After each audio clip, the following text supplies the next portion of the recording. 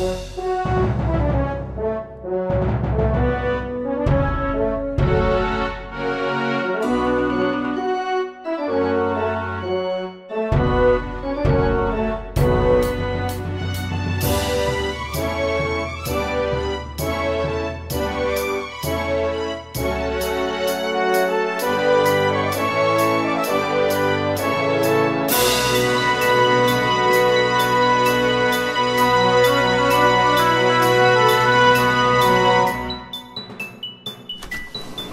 à tous et bienvenue pour ce nouveau numéro de Boomcast. J'espère que vous allez bien à la maison.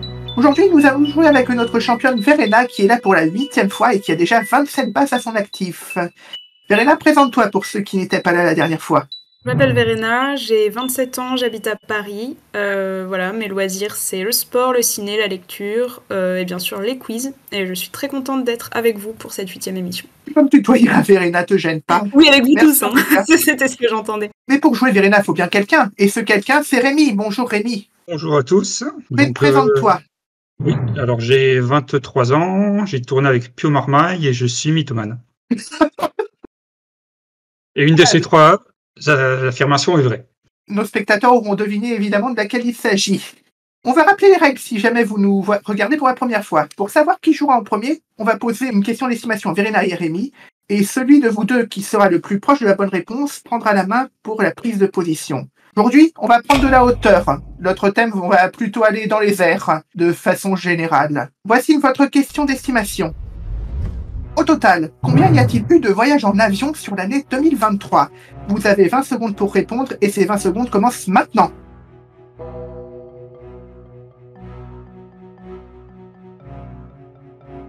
Et vos 20 secondes sont désormais écoulées. Voyons voir vos réponses. Verena nous a répondu très précisément 3 454 559. À la fois c'est beaucoup et à la fois c'est pas beaucoup. Ouais, j'ai aucune idée, sincèrement, comme souvent avec l'estimation. Rémi a été, figure-toi, encore plus modeste parce qu'il est parti sur 90 000. Ça peut se comprendre, par conviction écologique, on veut peut-être plus trop prendre l'avion. C'était un message. Eh ben, ça va peut-être vous surprendre, mais il y a eu 4,3 milliards de voyages en avion sur la seule année 2023. C'est donc Verena qui prend la main, félicitations. Et on va pouvoir passer à la première manche, la prise de position. Vous allez répondre à 4 questions chacun à tour de rôle, en commençant par Verena. Vous avez un tableau avec 3 thèmes associés à des questions rapportant de 1 à 3 cases chacune. Cette manche est très importante car elle vous permettra de prendre de l'avance pour la ligne de front. Nos 3 thèmes du jour sont: c'est du vent, un tour en avion ou autour de l'atmosphère. Verena, à toi de commencer. Où va-t-on? Et pour combien de cases? Je vais essayer un tour en avion pour 2 cases. Allons-y. Dans quelle ville des Bouches-du-Rhône se situe l'aéroport Marseille-Provence? Marignane? C'est vrai qu'en regardant l'énoncé, on serait très vite tenté de dire Marseille parce qu'on voit Marseille là. Mais oui, mais tu t'es peut-être dit pour 2 cases, c'est qu'il y a un piège. Voilà. Il me Est-ce que c'est Marignane? On vérifie. C'est bien Marignane. Bien joué, Verena. 2-0, mais Rémi, tu vas où tu veux, sauf pour un tour en avion avec 2 cases comme on vient de jouer avec. Alors je vais aller pour 2 cases aussi sur C'est du vent. Let's go. Quel nom donne-t-on à l'instrument qui sert à mesurer la vitesse d'un vent? C'est un anémomètre. 2 points de plus. Enfin, les 2 premiers points même, pour être plus précis. Égalité pour le moment, mais Verena, tu peux repasser en tête avec C'est du vent, un tour en avion ou un tour de l'atmosphère. Je vais essayer autour de l'atmosphère pour 2 cases. Comme ça, on les aura toutes faites. À quelle actrice doit-on la réplique? Atmosphère! Atmosphère! Est-ce que j'ai une gueule d'atmosphère? Extraite du film Hôtel du Nord. Arletty? T'aurais dit ça aussi, Rémi? Oui, tout à fait. Eh bien, vous auriez eu tous les deux raison. 4-2. Rémi, là, on peut jouer qu'avec des 3 cases ou avec que des 1 case. Bon. Eh bien, je vais tenter d'être offensif. Je vais revenir sur C'est du vent pour 3 cases. Allons-y. Quelle échelle est employée pour la classification de l'intensité des cyclones tropicaux? Je crois que Ah, je suis pas sûr. J'ai un truc en tête. J'ai l'impression que je bug. Non, je vais dire l'échelle de Beaufort. Verena, tu aurais dit quoi? J'aurais dit Saphir-Simpson, mais alors vraiment, je suis pas certaine. D'abord, on va vérifier si Rémi a bon. Verdict. Ça va être les vents.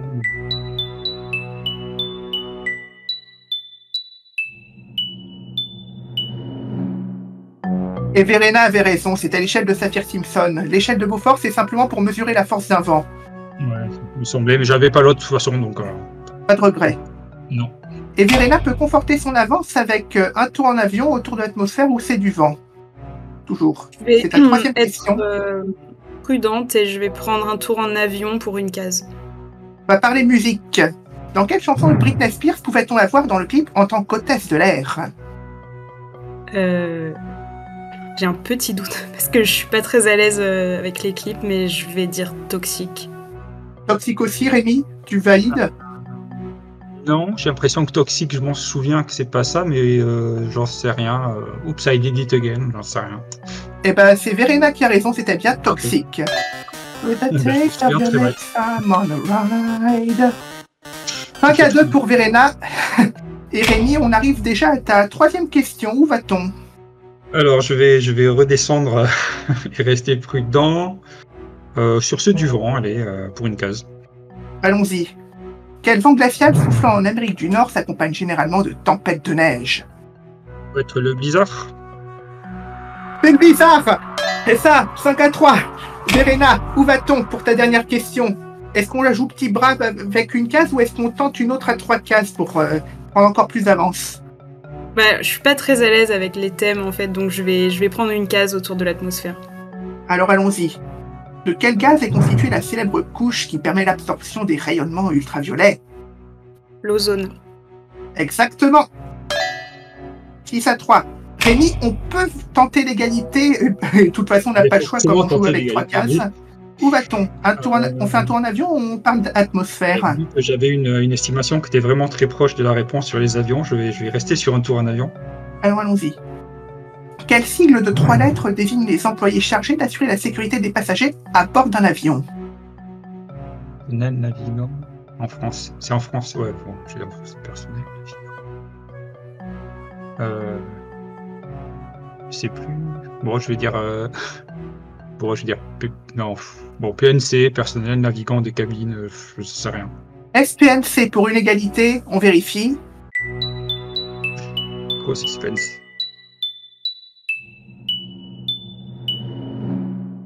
Eh ben oui! Oui, Cette manche se termine par une égalité. Et alors, c'était bien PNC, Rémi, mais pas pour personnel navigant des cabines, c'était pour personnel navigant commercial. Ok. Ben voilà pourquoi c'était PNC. J'avais bien personnel navigant, il me semblait, mais le troisième, c'était vraiment du pot. Eh ben, félicitations à vous deux, on a rarement vu une aussi belle égalité. Et on va continuer avec la manche suivante, la ligne de front. Vous aimez notre émission? N'hésitez pas à nous soutenir en vous abonnant à notre chaîne YouTube, en partageant nos vidéos. Et si vous souhaitez rejoindre l'aventure Boomka, vous pouvez postuler au casting via le lien en description.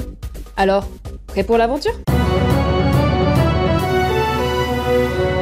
Cette manche est comme une sorte de tir à la corde si vous nous suivez régulièrement. Celui qui arrivera à s'emparer des 10 cases remportera cette émission. Les questions se jouent au buzzer, vous appuyez avec la barre d'espace et elles valent une case au départ, mais toutes les minutes leur valeur va augmenter d'une case jusqu'à atteindre éventuellement 6 cases. Bonne chance à vous deux et que le meilleur gagne. Top! Dans quelle ville est remis le prix Nobel de la paix? Verena? Oslo. Oui. Quel est l'équivalent romain de la divinité grecque Ouranos? Rémi? Éola. Tu as dit? Éola. Ouais, je pense. Non, c'est Uranus. Quelle artiste mexicaine a peint le... Verena? Frida Kahlo. Exactement. En quelle année a été diffusé le premier épisode de la mini-série Bref de Kian Kojandi? Pas d'idée? Alors on va vous dévoiler la réponse, c'était 2011. Lors des enchères au bridge, quelle couleur est supérieure aux 3 autres? Pas d'idée? Non.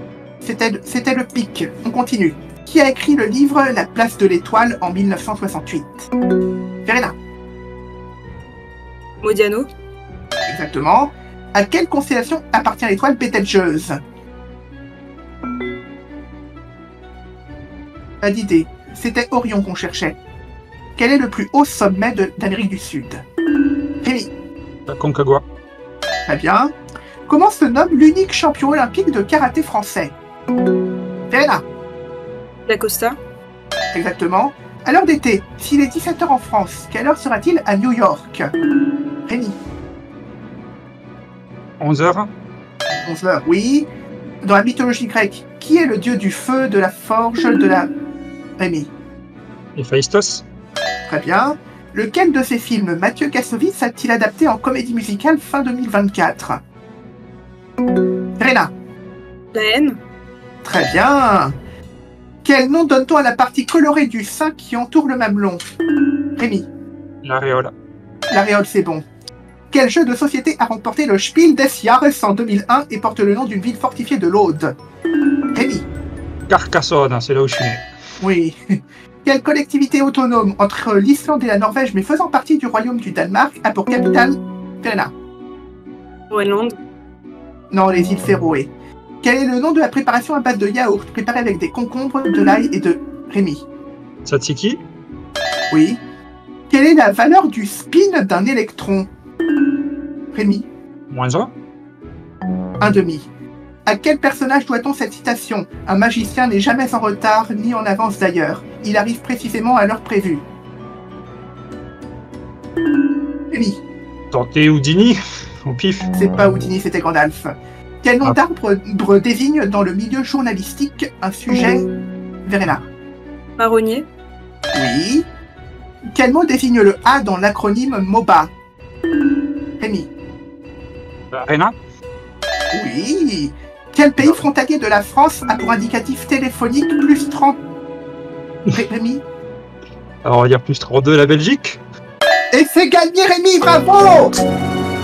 Première finale pour Rémi dans quelques instants. Et Verena nous quitte au bout de 8 participations avec 27 bases. Bravo, Verena. Merci. Bon, j'ai eu la chance sur la dernière. Ouais. On aura passé 2 magnifiques mois ensemble. Qui souhaites-tu Oui, saluer merci. C'était très chouette comme expérience. En premier, je vais remercier et saluer Tristan qui m'a incité à venir jouer. Et puis voilà, saluer tous les copains du club de Paris et voilà, ma famille aussi. Merci. Eh ben, merci à toi, Verena, d'avoir été encore une fois, je le redis, parmi nous pendant 2 mois. Mais notre nouveau champion, c'est Rémi, et sa finale, c'est la stratégie. Elle arrive juste après. Elle arrive maintenant.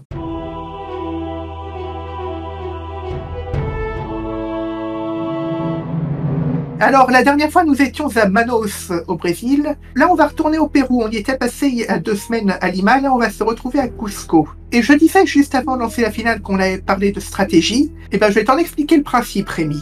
Je vais te proposer une énigme mathématique en rapport avec la ville que l'on visite. Et tu auras 70 secondes de réflexion pour essayer de la résoudre. Je vais prendre un papier, un crayon pour poser des trucs s'il y a des trucs de réflexion. Tout de tête. Ok, je garde les mains comme ça. Plus tu seras proche de la bonne réponse, plus tu gagneras de base grâce à une formule dont on garde le secret.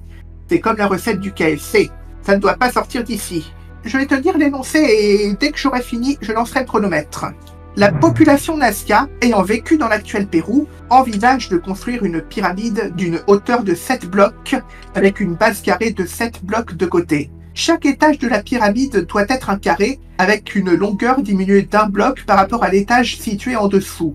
Combien de blocs seront nécessaires pour terminer la construction de cette pyramide? Top! 70 secondes.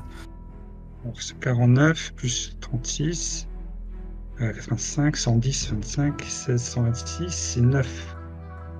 Je commence à bugger. 126 c'est 9, 135.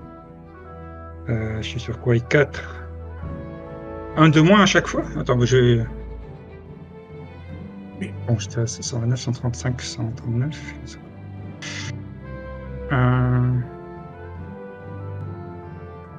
Ouais, je vais calculer. 110, 126, 135, 139, 140. Je peux répondre maintenant ou... Bah, dis-nous déjà ton idée et après 140. Ok. Et on en reparle à la fin du chronomètre. Ouais, parce que je pars sur une base de... Oui. Pardon, je pars sur une base de 7 x 7, donc 49 blocs sur la base, et puis après 6 x 6, 36, donc j'ai ajouté les carrés, 49. Encore 10 secondes. Plus 16, plus 9, plus 4, plus 1. A priori, ça doit faire 140, sauf erreur de calcul. Et top! Les 70 secondes sont écoulées, tu pars donc, comme tu nous as dit, sur... 140 blocs. Et tu nous as parfaitement expliqué pourquoi c'était bien 140. Ça veut dire que tu remportes dès la première finale 10 bases. Effectivement, une base carrée de 7 blocs de côté, on fait 7 par 7, ça fait 49. Ensuite, comme on va diminuer la longueur d'un bloc à chaque étage-là, on va faire 6 par 6, 36, auquel on ajoute 49, ça fait 85. Puis ensuite, on rajoute 5 par 5, ça fait plus 25, donc 110. Plus, comme tu as dit, plus 4 par 4, ça fait 16, plus 110, 126. Plus 3 par 3, c'est-à-dire 9, ça nous fait 135. Plus 2 par 2, ça nous donne 139. Et le bloc à la fin, ça nous fait 140. Félicitations Rémi! Si. C'est une question pour moi, ça c'est sympa. Oui, parce que j'ai ouï dire que tu avais participé à déchiffrer des lettres aussi. Oui, je joue en club, enfin je jouais en club, maintenant je suis un peu à la retraite, mais depuis le millénaire dernier, donc j'ai un peu d'entraînement en chiffres et lettres. Ah, que ça ne nous rajeunit pas, au millénaire dernier, j'étais même pas né. Voilà. Eh bien, merci de nous avoir regardés à la maison. Je vous retrouverai la semaine prochaine avec Rémi et un nouveau candidat. En attendant, passez un bon dimanche et à la prochaine! Salut!